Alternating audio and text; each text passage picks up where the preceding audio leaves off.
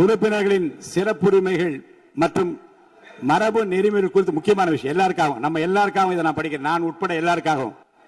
உறுப்பினர்களின் சிறப்பு உரிமைகள் மற்றும் மரபு நெறிமுறைகள் குறித்த குறிப்புரைகள். கடந்த 4/6/2026 அன்று வியாழக்கிழமை அன்று திருவிக நகர் சட்டமன்ற தொகுதிக்கு உட்பட்ட பகுதியில் உள்ள ஒரு அரசு பள்ளியில் புதிய கட்டட திறப்பு விழா நிகழ்ச்சியின் போது குத்துவிளக்கு ஏற்றுவது தொடர்பான மரபு நெறிமுறை புரோட்டோகால் மீறப்பட்டதாக திருவிக நகர் சட்டமன்ற தொகுதி பேரவை உறுப்பினர் திருமதி மோ ரா பல்லவி அவர்கள் ஒரு மனுவினை என்னிடம் அளித்தார். அந்த மனுவினை நான் நன்கு படித்து பார்த்து ஆய்வு செய்தேன்.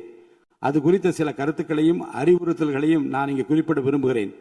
சட்டமன்ற பேரவைக்கென உள்ள கண்ணியத்தினையும் மாண்புகளையும் மற்றும் சட்டமன்ற பேரவை உறுப்பினர்களுக்கென உள்ள சிறப்பு உரிமைகளையும் மரபு நெறிமுறைகளையும் புரோட்டோகால் காப்பது செயல்படுத்துவதும் சட்டமன்ற பேரவை தலைவராக எனது பொறுப்பும் மற்றும் கடமையும் ஆகும். அரசால் வெளியிட்டுள்ள மரபு நெறிமுறைகளின்படி புரோட்டோகால் அரசமைப்பு தலைவர்கள் முதல் முக்கிய பிரமுகர்கள் வரை உள்ள ஒவ்வொருவரின் நிலைக்கு ஏற்ப முன்னுரிமை வரிசை முறை வாரண்ட் ஆஃப் பிரசிடென்ஸ் அமைக்கப்பட்டுள்ளது. இந்த முன்னுரிமை வரிசைப்படி மாண்புமிகு சட்டமன்ற உறுப்பினர்களும் அரசு துறை உயர் அலுவலர்களும் தங்கள் கடமைகளையும் பொறுப்புகளையும் மற்றும் அதிகாரத்தையும் நன்கு உணர்ந்து அதற்கு ஏற்றவாறு செயல்பட வேண்டும் என கேட்டுக்கொள்கிறேன். திருவிக நகர் தொகுதியில் அந்த பள்ளி கட்ட திறப்பு விழா நிகழ்ச்சி நடைபெற்ற நிகழ்வு மரபு நெறிமுறை குறித்த புரிதல் இல்லாமல் தெரிந்தோ தெரியாமலோ அல்லது அறிந்தோ அறியாமலோ நடந்த அந்த நிகழ்வு இனி வரும் காலங்களில் தொடராது என நம்புகிறேன்.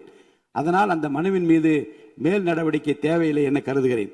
உரிமை மீறல் குழுவுக்கு அனுப்புவதோ வேறு வகையில் நடவடிக்கை எடுப்பதோ தேவையில்லை என்று கருதுகிறேன். மேலும் ஒவ்வொரு மாவட்டத்திலும் உள்ள ஊராட்சி, பேரூராட்சி, நகராட்சி மற்றும் மாநகராட்சி உள்ளிட்ட அனைத்து உள்ளாட்சி அமைப்புகளிலும் மற்றும் மாவட்டத்தில் நடைபெறும் அனைத்து அரசு நிகழ்வுகளிலும் மரபு நெறிமுறைப்படி அந்த தொகுதியை சார்ந்த சட்டமன்ற உறுப்பினர்களுக்கு முறையாக அழைப்பு விடுக்கப்பட்டு சட்டமன்ற உறுப்பினர்களின் சிறப்புரிமைகள் மற்றும் மரபு நெறிமுறைகளை கடைபிடிக்க நகராட்சி மற்றும் மாநகராட்சி ஆணையர் உள்ளிட்ட அனைத்து உள்ளாட்சி அமைப்புகளை சார்ந்த அலுவலர்களுக்கும் அனைத்து மாவட்ட ஆட்சித் தலைவர்களுக்கும் உரிய அறிவுறுத்தல்களை வழங்குமாறு மதிப்புக்குரிய அரசு தலைமைச் செயலாளர் அவர்களுக்கு உத்தரவிடுகிறேன்.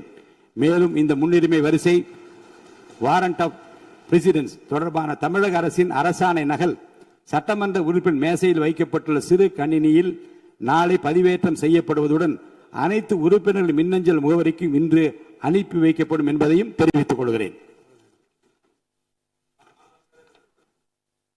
ஆளுநர் பேரவைக்கு நன்றி தெரிவிக்கும் தீர்மானத்தின் விவாதத்தை தொடங்கி வைப்போர் மாண்பு உறுப்பினர் திரு எஸ் காமராஜ் அவர்கள். இன்று 11வது மாமன்ற உறுப்பினர் இன்று 11 உறுப்பினர் பேச இருக்கின்றார்கள். இந்த மாண்பு எதிர்க்கட்சி தலைவர்கள் பேசவிருப்பதால் இன்று உட்காருங்க உட்காருங்க. நீங்கள் பேசுகிற போது பாருங்க, இதே பதில் தான் பாருங்க, அவர்களுக்கு சொன்ன பதில்தான் உங்களுக்கும். இந்த பிரச்சனையில் பாருங்க, இந்த பிரச்சனையில் உங்கள் கருத்துக்களை நீங்கள் பேசுகிற போது ஏற்புடைய வகையில் நீங்க குறுக்க பேசுறீங்களா? பாருங்க உட்காருங்க உட்காருங்க உட்காருங்க உட்காருங்கன்னு சொல்றேன்ல, இப்பதான் சொன்ன மரபு என்ன? உட்காருங்க மாநில உறுப்பினர் உட்காருங்க உட்காருங்க. நீங்க உட்காருங்க.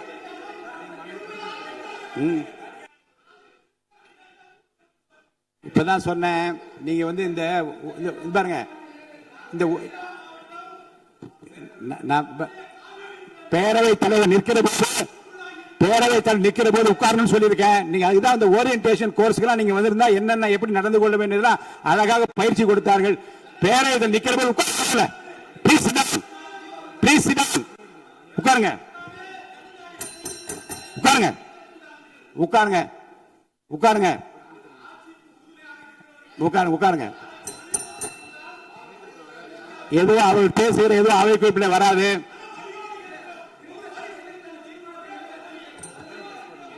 தீர்மானத்தை ஒட்டி பாருங்க,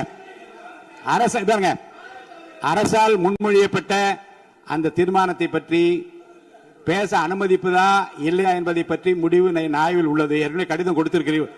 உட்காருங்க, அமைதியா உட்காருங்க.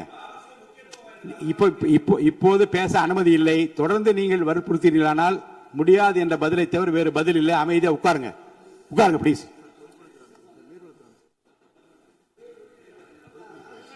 மாண்புமிகு நீங்கள் பேச விரும்புகிறேன். மாண்புமிகு பேரவைத் தலைவர் அவர்களே, கம்யூனிஸ்ட் கட்சியுடைய தோழர்களே, பாட்டாளி மக்கள் கட்சியுடைய தோழர்களே, கண்டிப்பாக மேகதாது அணை கட்டுவது சம்பந்தமாக ஒருமனதாக தீர்மானத்தை மாண்புமிகு முதலமைச்சர் முதலில் கொண்டு வந்தார். அதில் திராவிட முன்னேற்ற கழகம் கடந்த மார்ச் மாசத்தில் ஒரு முடிவை எடுத்தது. அந்த முடிவின்படி மாண்புமிகு எதிர்க்கட்சித் தலைவர் அவர்கள் ஒரு கோரிக்கையை இந்த அவையின் முன்பு வைத்தார். அதில் ஆணையம் தொடர்பாக ஒரு கோரிக்கை வைத்தார். அந்த ஆணையம் தொடர்பாக இந்த காவிரி பிரச்சனையை தொடர்பாக சட்ட நிபுணர்கள் கடந்த 25 வருடங்களாக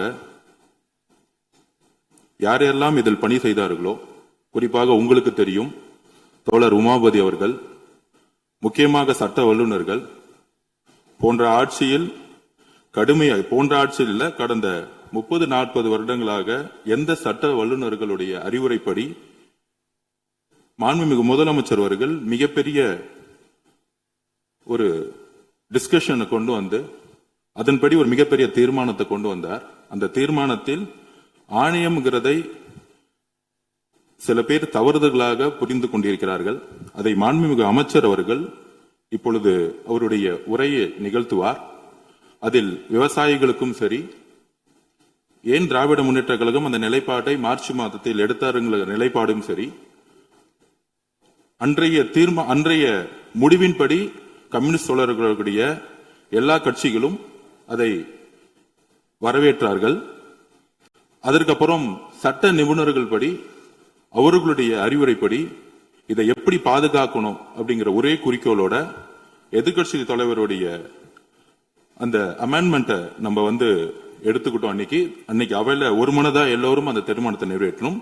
அதில் சில சந்தேகங்கள் உறுப்பினர்களுக்கு இருக்கலாம்.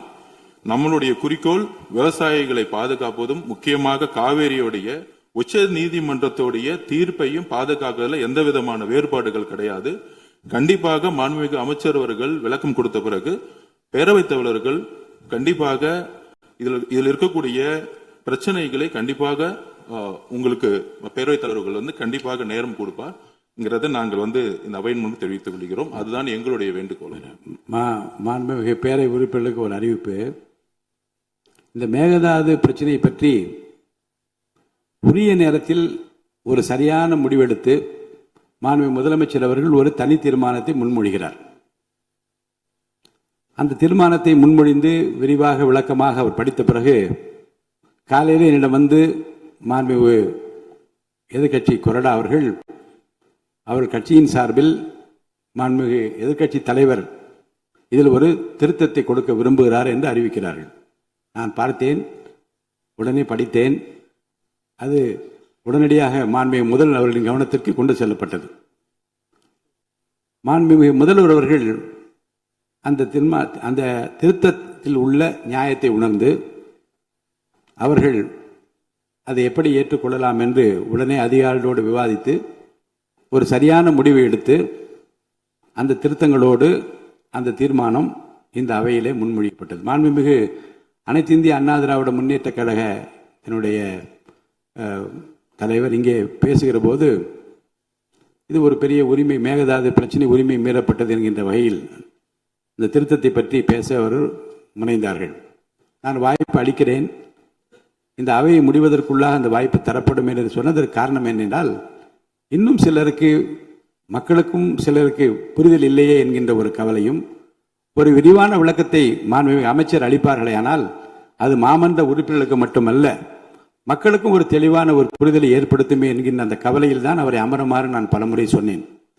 ஆனால் பத்திரிகையிலே வேகமாக ஒரு ஹெட்லைன்ஸில் வர வேண்டும் என்பதற்காக யாரும் பேசுவதை நான் அனுமதிக்க முடியாது. ஏனென்றால் மக்கள்